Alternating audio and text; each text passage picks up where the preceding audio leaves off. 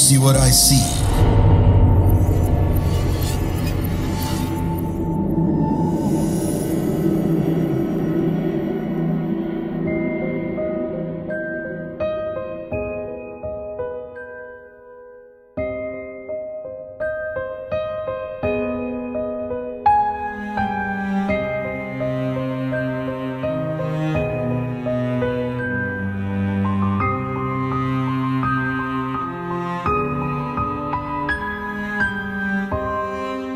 Gue ada cerita dari temen gue namanya Anika, dia orang Jerman.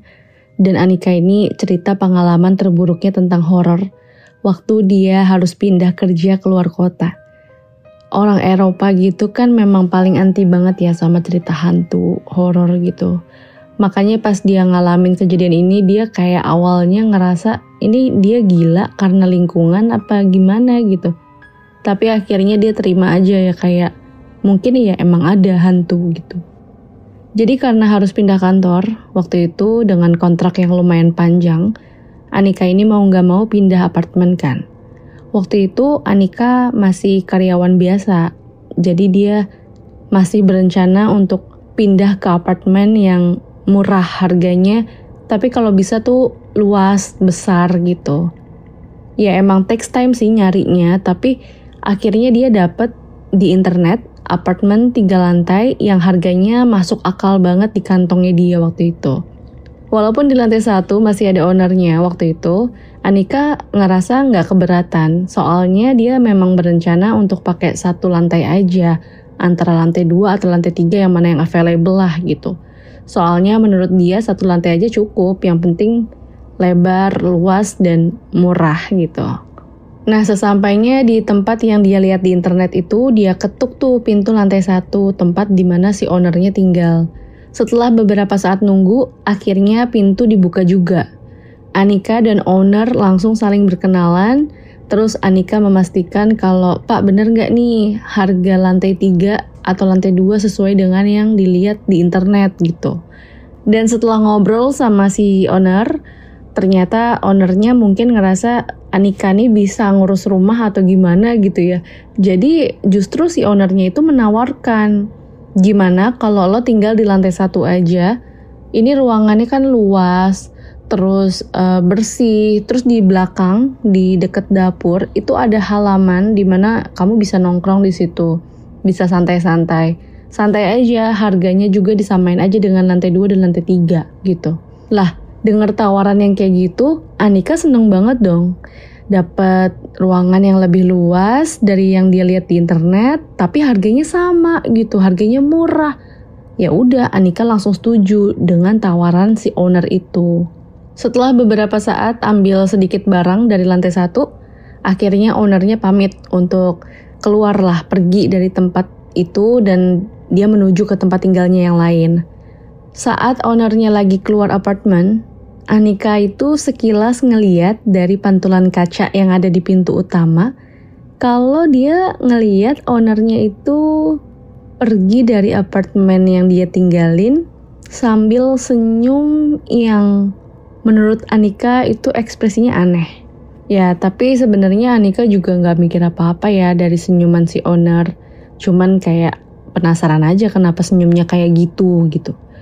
Well, hari berjalan demi hari di mana Anika itu mulai dengan kesibukannya kerja lah, bener-bener kayak ya udah kerja aja gitu, fokus. Jarang banget berinteraksi sama lingkungan sekitar. Nah, suatu hari ada orang yang tiba-tiba nyapa Anika dan bilang kalau si orang ini khawatir sama Anika. Kenapa? Karena Anika tinggal di apartemen itu, terutama yang di lantai 1. Anika bilang dong, "Terima kasih sudah khawatir, tapi mohon maaf kita kan gak kenal," gitu intinya. Terus orang random itu bilang, "Ya gue cuma mau info aja kalau pemilik apartemen lo itu gila. Dan sebaiknya lo pindah deh sebelum terlambat," gitu. Anika ngerasa kayak, wow, apa sih gitu. So far soalnya dia gak ngerasain apa-apa yang aneh dan akhirnya si Anika itu say thank you ke orang random ini. Terus kayak ya udahlah just mind your own business gitu ya kasarnya. Karena menurut Anika juga apartemen ini perfect gitu dari segi lokasi, terus luasnya dan harganya gitu. Kayak gak ada masalah gitu. Jadi dia cuek aja lah orang itu ngomong apa. Nah akhirnya pada minggu berikutnya ada satu hari dimana Anika lagi ambil libur. Dan dia tuh pengen menghabiskan waktunya di rumah aja, santai-santai dan gak kemana-mana gitu. Sampai akhirnya sekitar jam lunch gitu, pintu apartemennya Anika ada yang ngetuk. Anika ngintip dari dalam pintu dan dia ngelihat ada 2 orang laki-laki dan perempuan yang lagi bawa koper. Kayaknya mereka calon penghuni baru yang baru datang. Jadi Anika langsung buka pintu dan ternyata 2 orang ini adalah pasangan suami istri.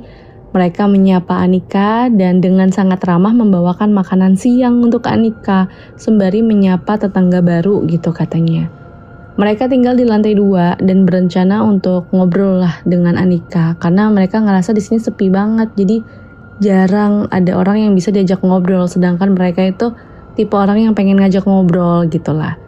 Jadi memang mungkin karakternya pasangan ini menyenangkan sampai nggak butuh hitungan waktu yang lama. Anika dan pasangan ini jadi ngobrolnya enak gitu, kayak ngerasa akrab.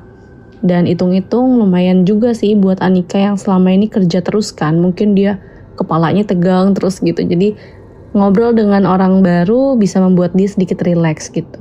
Singkat cerita kedua pasangan ini nanya sama Anika kayak, kenapa ya tempat sebagus dan semurah ini sepi banget? Nah di situ Anika juga bilang, iya nggak tahu kenapa gitu. Justru malah enak sih menurut aku gitu kalau sepi, jadi lebih tenang aja gitu. Terus si pasangan ini mikir, lah, oh gue pikir lo owner sini gitu. Pokoknya intinya si pasangan ini mengira kalau Anika itu ownernya, soalnya dia tinggalnya di lantai 1 gitu. Jadilah mereka mungkin jadi lebih akrab gitu ya karena ternyata sama-sama penyewa gitu. Nah karena mereka diskusi tentang kenapa ya tempat ini sepi banget gitu. Terus si pasangan ini ngajakin gimana kalau nanti malam pas dinner kita ngajak si owner aja untuk makan bareng gitu kan. Terus kayak oh boleh juga tuh gitu. Aku juga belum pernah sih ngajak si ownernya makan malam di sini gitu. Boleh nanti barengan sama kalian. Intinya kayak gitu. Akhirnya singkat cerita malam-malam si pasangan itu udah sampai nih di tempatnya Anika untuk makan malam. Dan si owner itu udah ditelepon sama Anika untuk datang gitu kan. Terus pas pasangan itu udah nyampe di tempatnya Anika, mereka nunggu ownernya tapi belum ada jawaban. Akhirnya mereka makan duluan tuh.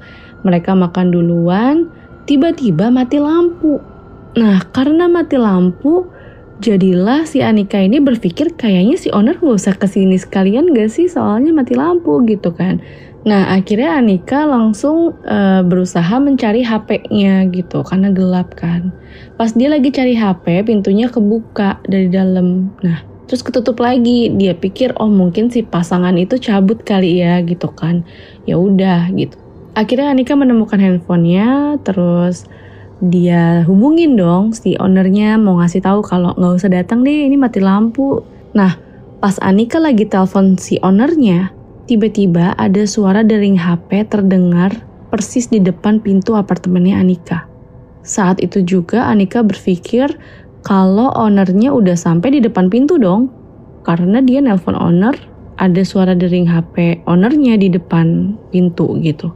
Akhirnya Anika berusaha untuk menuju ke pintu untuk membukakan pintu si owner.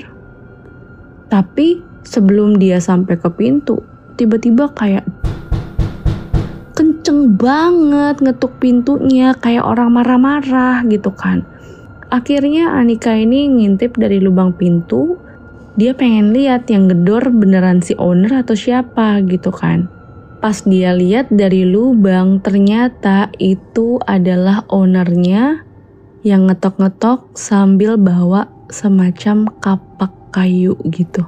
Anika panik langsung ngunci pintu, terus semua yang ada di dekat pintu didorong sama dia untuk menghadang pintu.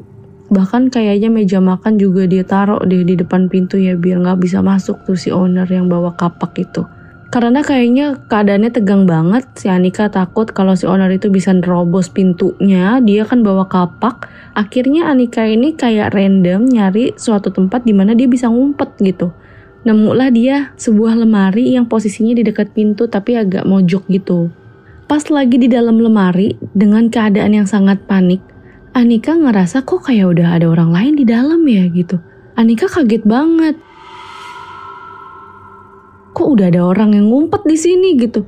Oh, Anika mikir mungkin tadi pasangan yang tadi kali ya gitu ikutan ngumpet di sini gitu, yang si suaminya atau si istrinya gitu.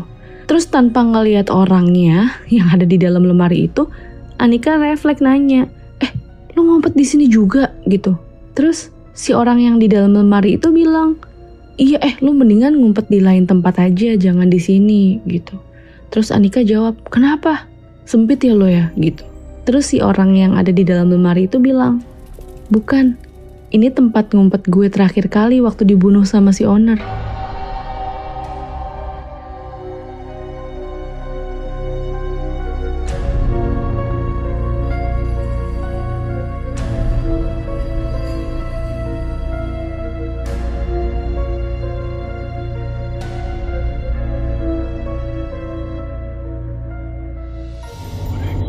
Jangan lupa klik like, share, dan subscribe, lalu nyalakan lonceng notifikasimu agar tidak pernah ketinggalan semua cerita horor dari Do You See What I See.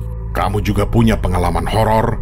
Kirim ke podcast.ceritahoror@gmail.com podcast.ceritahoror@gmail.com